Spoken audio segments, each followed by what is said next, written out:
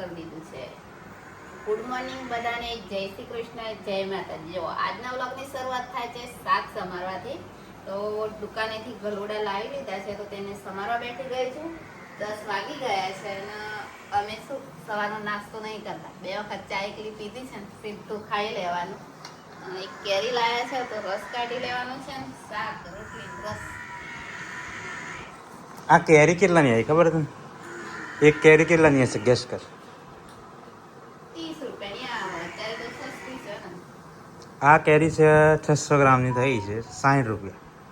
એટલે આ લોકો દુકાનવાળા છે ને મોંઘું વેચે છે, પણ બાકી માર્કેટમાં આપણે ગયા હતા પેલી લાયેલા ને તો 30% ભાવમાં આવી જાય, 100% ભાવ લે છે ને. લોકેટ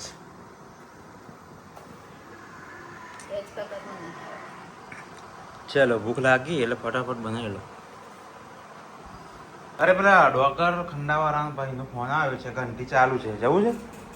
હવે હેડો ને, અમે આપણે વરસાદ આવવાનો તો એને પેલા ચોખા ઘરમાં સ્ટોર કરી લેવા પડે એવું છે. તો અત્યારે તરત બોલાય. હા કોલ આવ્યો ચાલુ છે તો આવી જજો તમે. સાઈડ રાખી લો. હા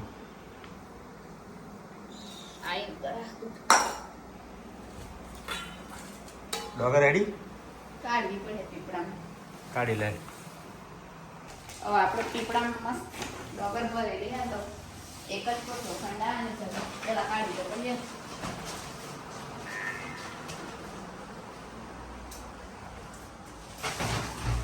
સામાન તો સાઈડમાં ઓઇલ જ લો ને. કેટલી લઈ જવાની? એક જ. હું એટલે જ ખાવું, પછી તમે તો ખાતા ને. પગારનું કામ આવે ને એટલે ઘણું બધું કામ કરું બધામાં. ખંડાવાની, ઉકળવાની.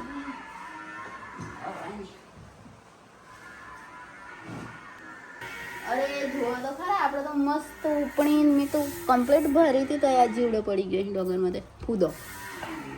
આ તો મહિના 2-2.5 મહિના પહેલા જ ભરી હતી ને. અરે 1.5 મહિનો તો નહીં થયો, 20-25 દિવસ પહેલા બાર સૂકવી સાફ કરીને ભરી. આવું થાય સ્ટોર કરવાનું.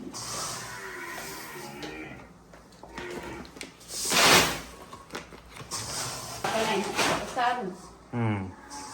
અમે ડોગર લઈને ખોડવા આવી ગયા છે અને અમારા ગામમાં અત્યારે કેવું છે, નવી લેટેસ્ટ ટેકનોલોજી વાળી ઘંટી આવી ગઈ છે. આ ઘંટી છે, આ એકદમ લેટેસ્ટ ટેકનોલોજી છે. આમાં જે પથ્થર આવવાની એ નથી આવતો, તો હું વિડીયોમાં તમને બતાવવાની છું, તો એ પણ આગળ બતાવીશ ને. જે ડોગર ખોડવાનું છે ને તે બતાવજો. જનરલી જે અમે ડોગર ખોડવા જઈએ ને ત્યાં તરિયા આવે, બાગરું આવે અને કણકી આવે, આ બધાને ઘરે જઈને અમારે સાફ કરવું પડતું હતું. પણ આ જે લેટેસ્ટ ટેકનોલોજી છે ને એમ કંઈક અલગ છે. જે તમને માર્કેટ વાળો પોલિશ કરેલા ચોખા મળે છે ને એ સેમ જ ચોખા અહીંયા નીકળે છે. જો આપણે ચોખા નાખવાના, ઉપરથી જો અહીંયા ચોખા પડે છે અને ચોખાની જે ડોગર પડે ને એની અંદર કચરો હોય ને અહીંયા થઈને બહાર નીકળી જાય અને ચોખા પોલિશ થઈને અહીંયા આવે અને અહીંયા છે ને કણકી અલગ થઈ જાય. એટલે ઘરે જઈને કોઈ માથાકૂટ નહીં. એટલે અમે પહેલી વાર આવ્યા છીએ તો હું તમને થોડુંક બતાવીશ. તો કામ બાકી છે પણ મારું વજન ઘણું થઈ ગયું. કેટલું વધ્યું? 55 હતું. 4 કિલો વધી ખાઈ ખાઈ.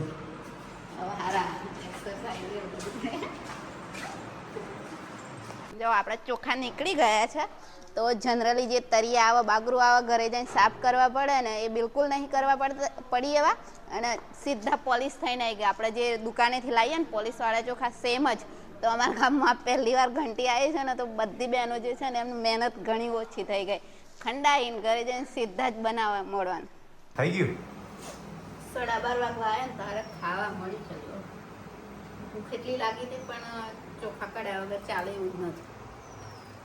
રસ અને બીજું શાક કર્યું એટલે આમ જો અમે કાલ શું કર્યું ખબર, પેલી કટ કરી આચાર મસાલો નાખ્યો ને તેલનો વઘાર કરી દીધો.